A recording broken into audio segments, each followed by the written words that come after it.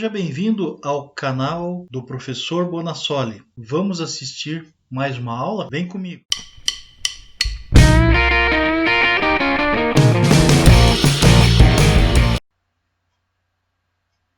Na aula de hoje vamos dar continuidade no curso de perícia e o tema da aula é execução do trabalho pericial.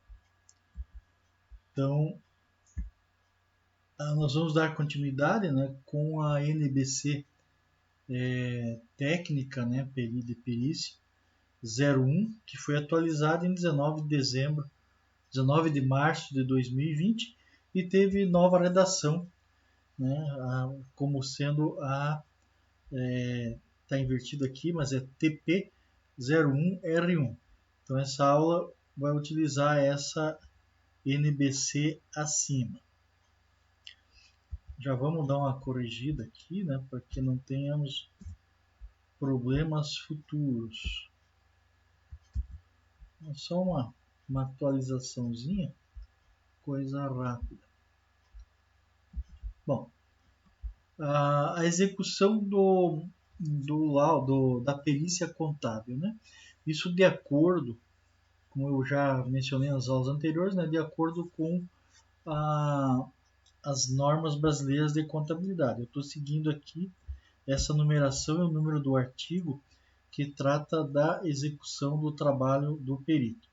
Então, ao ser intimado para dar início aos trabalhos periciais, o perito nomeado deve comunicar às partes e aos assistentes técnicos a data e o local do início da produção da prova pericial, exceto se fixado pelo juízo, juízo arbitral ou autoridade administrativa. Caso não haja nos autos dados suficientes para localização dos assistentes técnicos, a comunicação deve ser feita aos advogados das partes, e caso esses também não tenham informado endereço nas suas petições, a comunicação deve ser feita diretamente às partes e ou ao juízo, juízo arbitral ou autoridade administrativa, dependendo do tipo da perícia. Bom, assim que formalizada a sua contratação, pode o assistente técnico manter contato com o perito, colocando-se à disposição para cooperar do desenvolvimento do trabalho pericial.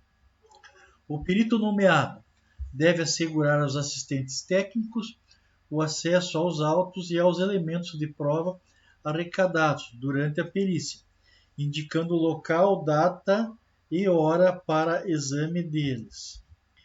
Os assistentes técnicos têm o dever inalienável de colocar para a revelação da verdade e comportar-se de acordo com a boa-fé e com a equidade, além de cooperar entre si e com o perito nomeado, para que se obtenha o resultado da perícia em tempo razoável. Os assistentes técnicos podem entregar ao perito nomeado cópia do seu parecer prévio, planilhas ou memórias de cálculo, informações de demonstração que possam esclarecer ou auxiliar o trabalho a ser desenvolvido pelo perito nomeado, assegurado o acesso ao outro assistente. O assistente técnico pode, logo após a sua contratação, manter contato com o advogado da parte que o contratou, requerendo o dossiê completo do processo para conhecimento dos fatos e melhor acompanhamento dos atos processuais no que for pertinente à perícia. O perito, enquanto estiver de posse do processo ou de documentos, deve zelar por sua guarda e segurança e ser diligente. Para a execução da perícia contábil, o perito deve ater-se ao objeto e ao lapso temporal da perícia a ser realizada. É muito importante usar o cronograma, aquele planejamento que foi feito, para não termos problema aí de prazo. Mediante termo de diligência, o perito deve solicitar por escrito todos os documentos e informações relacionados ao objeto da perícia, fixando o prazo para entrega. Gente, aqui abre um parênteses, no caso de perícia judicial, o perito tem que ler o processo, para se inteirar do que se trata e principalmente né, as iniciais, a defesa da inicial, as decisões, os acordos, o que já foram feitos no contrato, as contas. Existem muitas contas que muitas vezes já estão apresentadas nos autos, já se chegaram a acordos, só que existem divergências ainda, que é onde o perito deve trabalhar. É o foco da perícia.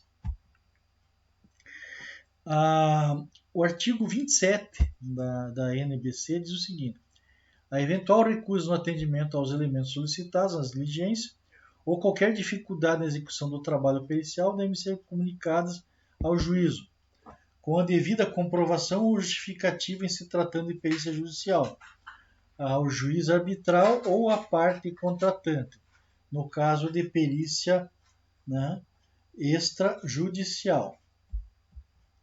O perito pode utilizar os meios que lhe são facultados pela legislação e as normas concernentes ao exercício de sua função, com vistas a instruir o laudo pericial contábil ou o parecer pericial contábil com as peças que julgar necessárias.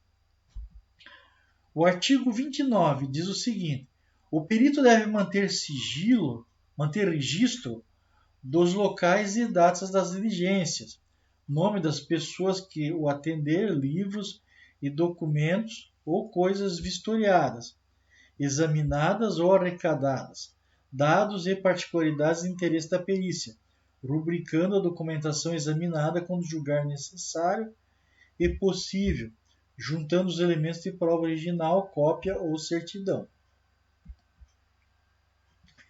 A execução da perícia, quando incluir a utilização de equipe técnica, deve ser realizada sob orientação e supervisão do perito, que assume a responsabilidade pelos trabalhos. Nós já vimos isso na aula anterior. O perito deve especificar os elementos relevantes que serviram de suporte à conclusão formalizada no laudo pericial contábil e no parecer pericial.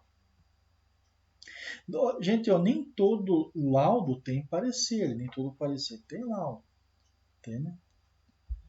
Muitas vezes o laudo e o parecer é feito num documento só. Eu gosto de fazer o laudo e já colocar o parecer junto. Procedimentos. Os procedimentos periciais contábeis visam fundamentar o laudo pericial e parecer pericial contábil e abrange toda ou parcialmente, segundo a natureza e a complexidade da matéria em exame. Vistoria, indagação, investigação, arbitramento, mensuração, avaliação, certificação e testabilidade. Aqui nós estamos falando de técnicas, né? Esses procedimentos são técnicas. Esses procedimentos são definidos assim, né? Assim definidos. Exame e análise dos livros, registros e transações de documentos.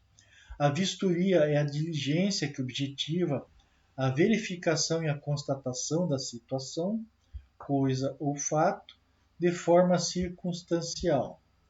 Indagação é a busca de informações mediante entrevista com conhecedores do objeto ou de fato relacionado à perícia. Investigação é a pesquisa que busca constatar o que está oculto por quaisquer circunstância. A avaliação é o ato de estabelecer o valor das coisas, bens, direitos, obrigações, despesas e receitas. Certificação é o ato de atestar a informação obtida na formação da prova pericial. Testabilidade. A testabilidade é a verificação dos elementos probantes juntados aos autos e ao confronto com as premissas estabelecidas. Pessoal, essa nossa aula foi curtinha, né? Mas mostrou aí o que diz a legislação com respeito, né, à execução do laudo pericial.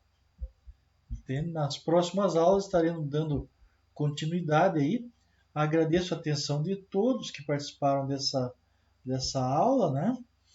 E aguardem aí por novas aulas a respeito de perícia ou de qualquer outro assunto.